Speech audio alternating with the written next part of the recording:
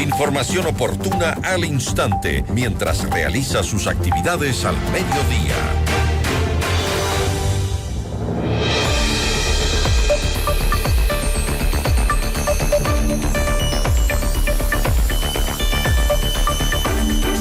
La segunda vuelta electoral en Ecuador se perfila como un proceso decisivo y también complejo en el que no solo se definirán las fuerzas políticas del país, sino también el rumbo económico y social de los próximos años. Y para analizar estos retos que enfrentará el próximo presidente y el impacto de estas elecciones en la estabilidad del país, conversaremos con Pablo Játiva. Nuestra entrevista de hoy en Notimundo a la Carta. Nos acompaña Pablo Játiva, él es politólogo. ¿Cómo está? Muy buenas tardes, doctor. Gracias por estar con nosotros. Buenas tardes, Gisela. Un gusto estar con usted. ¿Cómo describiría usted el escenario político en el que se va a desarrollar la segunda vuelta electoral en el país?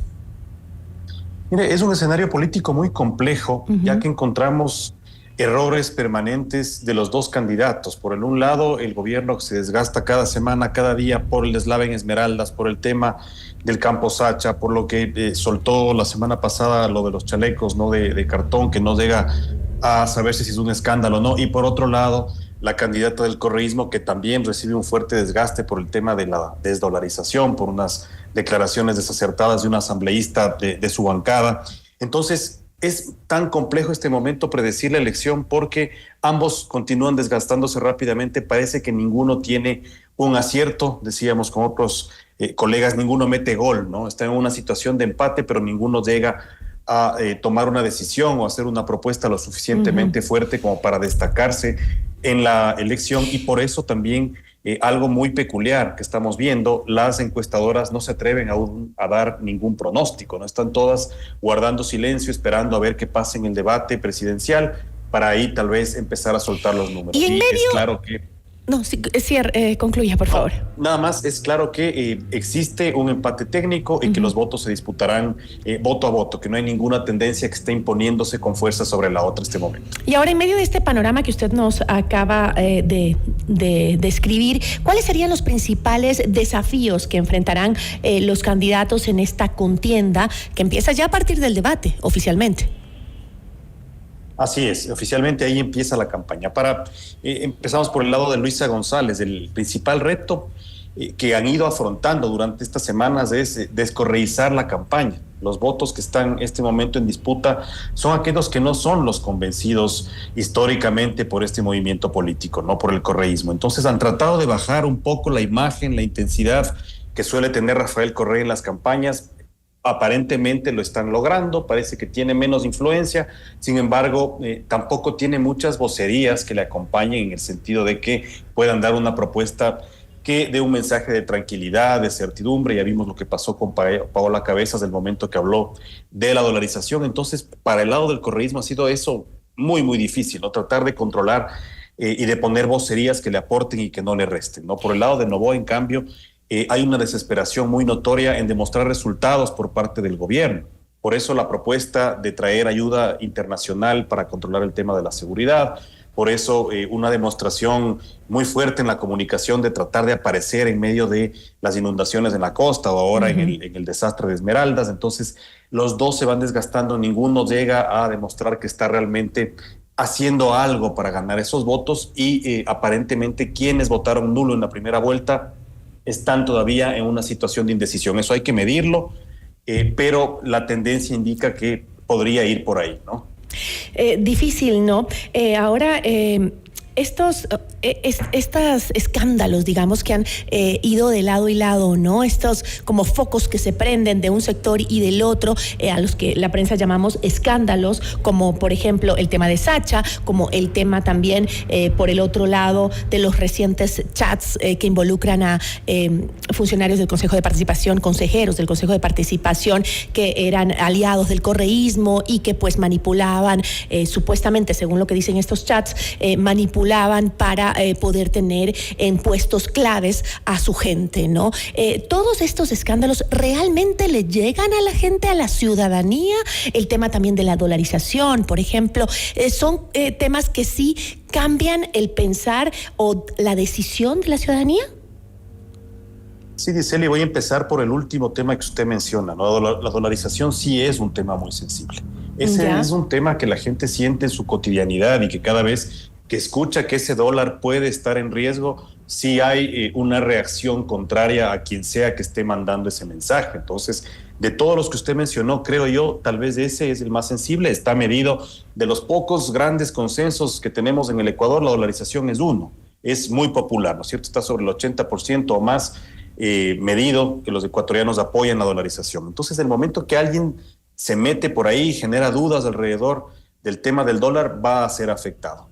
Los otros temas en menor medida pueden desgastar, llegan a un público más informado, un público que está leyendo la política, que está pendiente. Sin embargo, ahí algo clave es quiénes son los que anularon, ¿no? Que son un 6% de la votación. ¿Quiénes son?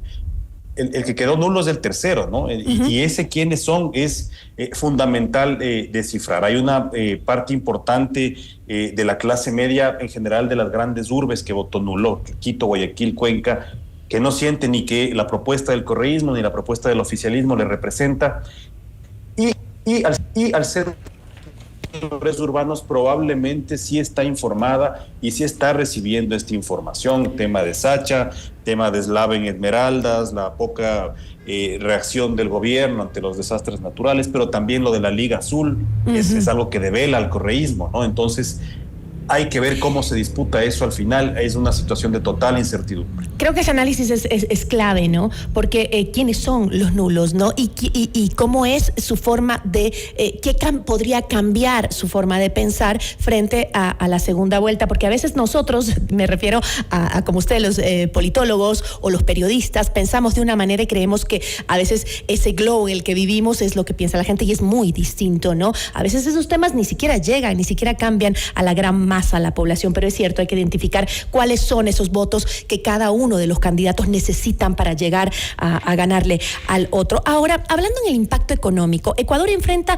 una situación económica complicada, con altos niveles de deuda y también de desempleo. ¿Cómo afecta esto al electorado en la decisión del voto? Es fundamental el tema económico, es fundamental el tema del empleo y ahí el gobierno tiene las de perder. El momento que hacemos ese análisis, lo primero que la gente se pregunta es, ok, ¿y quiénes son los responsables? Y se regresa a ver a quien esté en el oficialismo. Esto le pasó a Guillermo Lasso, le pasó en su momento a otros gobiernos y le está pasando hoy a Daniel Noboa. La gente exige resultados y en el tema económico, en el tema empleo, es tal vez donde más queremos sentir que ese gobierno está de alguna manera ayudando. No me refiero específicamente a la creación de subsidios, sino que haya igualdad de oportunidades, la gente pueda conseguir un empleo medianamente estable, con un sueldo medianamente bueno, ¿no? Y eso le cuesta al gobierno explicar por qué nos está dando, trata de presentar cifras demostrando de que la situación ha mejorado, pero lo que vemos en las calles es otra situación con un agravante que creo yo, y está medido también, ¿no? Le sigue golpeando al gobierno y es este mal recuerdo de los apagones y cómo ahí tantos negocios privados sí tuvieron que despedir personal. Esa es una situación real, hay gente que desde ahí no ha conseguido trabajo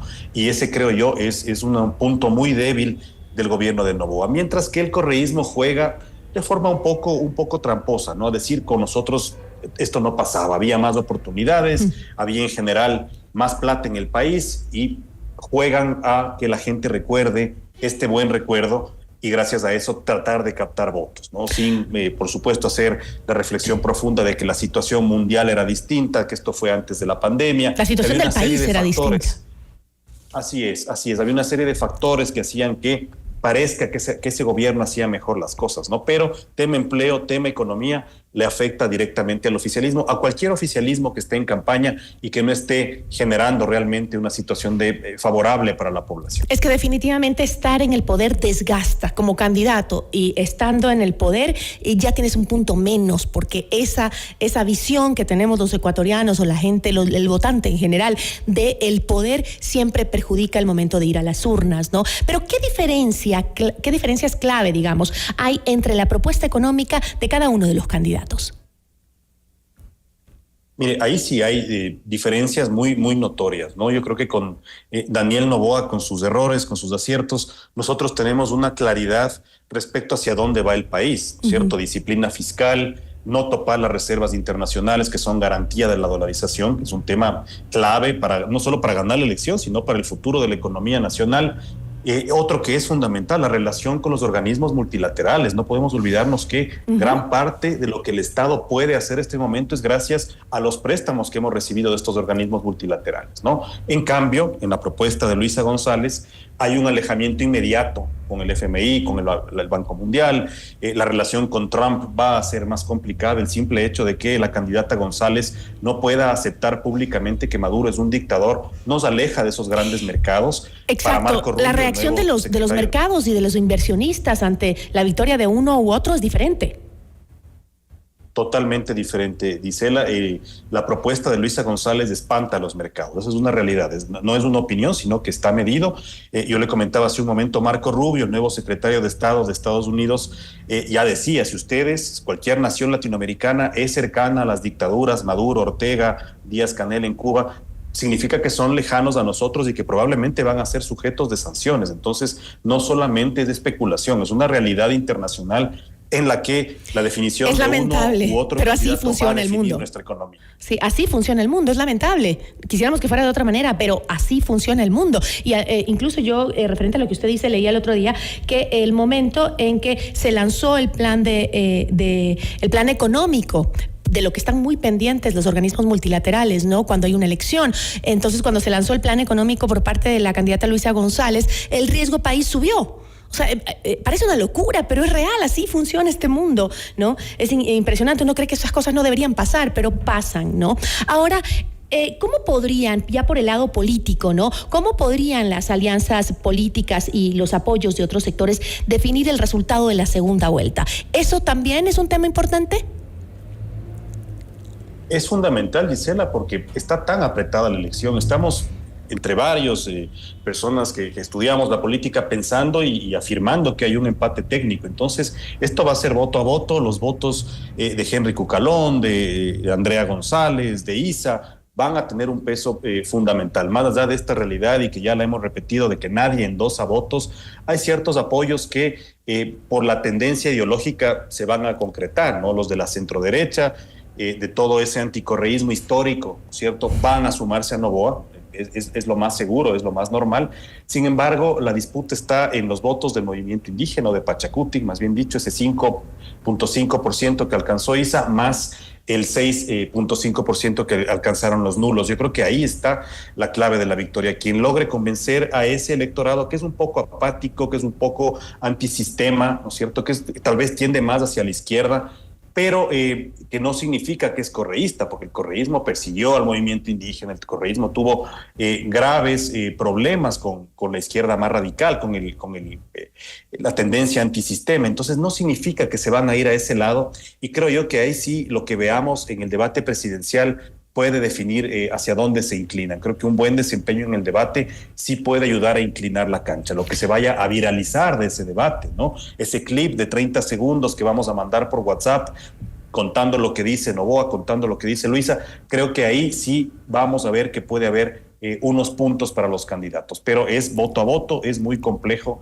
saber si es que los endorsements, los apoyos van a ser masivos, van a ser inmediatos, ya que no necesariamente en el país endosan los votos. Y además también algo que no hemos pensado, se me acaba lamentablemente el tiempo, pero que también deberíamos ir pensando para este análisis, es el tema de qué tan difícil será esa transición de gobierno y la implementación de un plan de trabajo, porque estamos hablando también que tenemos una asamblea completamente dividida, partida en dos, y eso también complica la gobernabilidad, sea quien sea el que gane.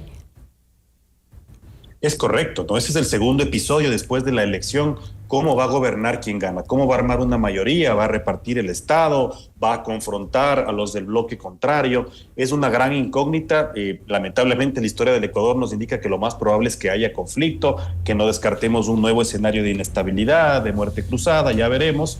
Pero va a ser complejo. No estamos en las condiciones de otros países en los cuales la oposición y el presidente o presidenta recién electo se sienta, se dan la mano y empiezan a encontrar puntos de encuentro. Eso lamentablemente no encontramos en una democracia tan inmadura como la nuestra, y lo más probable es que haya conflicto. Así es, con un país enfrentando múltiples desafíos, la segunda vuelta electoral definitivamente se convierte en un momento crucial para el Ecuador. La decisión que tomen los ecuatorianos no solo determinará quién ocupará la presidencia, sino también el rumbo económico, social y político del país. Muchísimas gracias, Pablo, por habernos acompañado y ayudarnos a analizar este tema tan importante. Gracias a usted, Gisela, un gusto. Igual, nos acompañó Pablo Játiva, él es politólogo. Notimundo a la carta.